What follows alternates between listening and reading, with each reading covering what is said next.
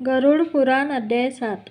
श्रीहरी पुढे सांगतात, कर्माची गती अशी आहे की अधर्मामुळे अहित होते व यमदंड होतो. शास्त्रांवर ज्याची भक्ती नसेल तो नास्तिक होय. धर्माचे सार तू थोडक्यात असे जाण की माझी सतत भक्ती करावी, तसाच संयम धरावा, साधूची सेवा करावी व दुष्ट दुर्जनांची साथ सोडावी.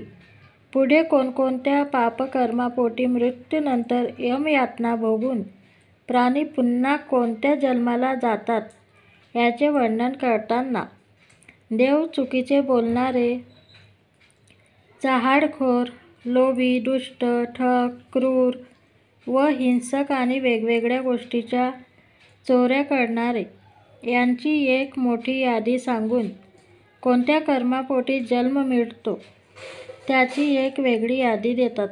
तसेच चोराला मदत करणारा, जाळपोळ व फसवणूक करणारा, महिला व बालकांचा खून करणारा, चुकीची साक्ष देणारा यांची पुनर्जन्मातील गती सांगून असे सांगतात की संत साधूच्या सेवेने धुतले जात नाही असे कोणतेच पाप नाही.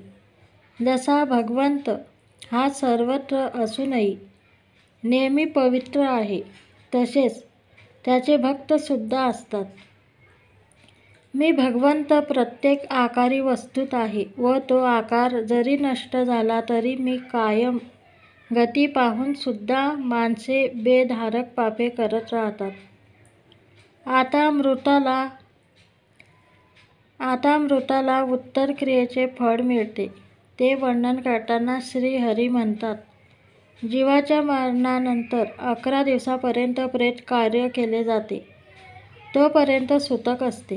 पुत्र निपुत्रिक असेल तर पत्नी, ती नसली तर धाकटा भाऊ, मोठा भाऊ, पुतण्या, भाचे, आतेभाऊ व मामेभाऊ याच्याबरोबर श्राद्धक्रिया करू शकतो.